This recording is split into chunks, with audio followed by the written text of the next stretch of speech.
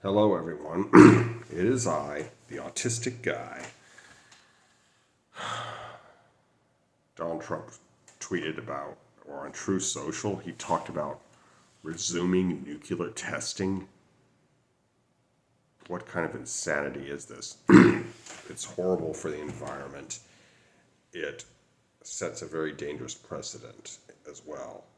I mean, people firing nukes again and setting them off. God, this is horrible.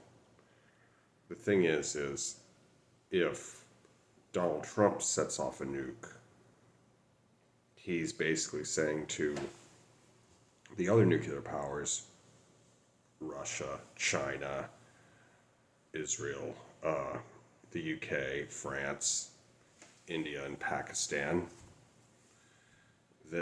and of North Korea, of course, that, hey, it's okay. It's totally okay. You might even see more countries developing nukes. And that's not a good thing, people. Trust me, it's not. Because if you want to know how terrible nuclear war is, watch the movie The Day After. Not The Day After Tomorrow, The Day After. Or better yet, Threads. It's because both those movies, they will most likely have an effect on you. See, in those movies, it's not an action-packed depiction of the apocalypse like Walking Dead or Mad Max. It's just a lot of despair, and pain and death and destruction and hopelessness. It's estimated that something like 5 billion people would die if a nuclear war ever did kick off. I mean, that you cannot win a nuclear war, people. And the thing is the taboo against nuclear weapons is there for a great reason. Because you simply, once there's a nuclear war, everybody loses. And you don't even have to be a belligerent power to lose, because the winds can carry that radiation far and wide, and you will die a very slow and painful death. As far as the movies I've mentioned, you could also watch, if you're into anime or weeaboo or an otaku, you may or may not have heard of Barefoot Genny. It's anime, but as you're probably aware if you're an otaku, anime can be pretty hardcore.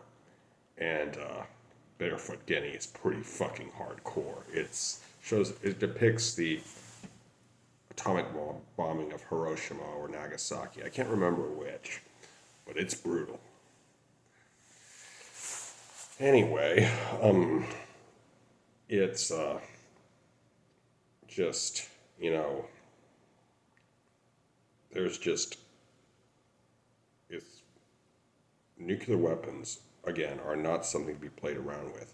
Because if we normalize testing them, it's only a very short step away from using them. And if a nuclear weapon is fired, it could potentially end the world. Because, I mean, it would make all the wars of the 20th century, make pretty much not just the 20th century, but I mean, it would make the Mongol I mean, by the end of a very short time, I would say maybe like 24 hours, if not less, more people would be dead than, died in World War II, World War One, the American Civil War, the Mongol conquests, you name it. And it's like, it would just dwarf everything else. The death toll would be catastrophic and probably unimaginable for most.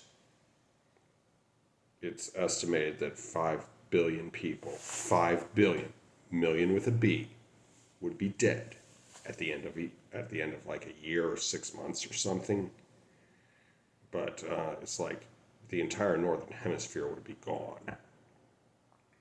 You know, there would still be countries in the southern hemisphere, like, you know, South America, Brazil in particular. You'd have Australia and New Zealand still around, and a few Argentina, Chile, blah, blah, blah, blah, blah. And of course, some countries like South Africa and its neighbors. But, you know, be the fact that Donald Trump has nuclear weapons has always terrified me because he can fire those suckers at any time for any reason. And when people are always ranting and raving about guardrails, there are no guardrails between him and that big shiny button of doom. He doesn't have to go through the Secretary of Defense, the Joint Chiefs of Staff, or Congress, or the Supreme Court to fire those suckers. And if he ever does, kiss everything you and everyone you ever loved goodbye. And as Nikita Khrushchev said, the living will envy the dead.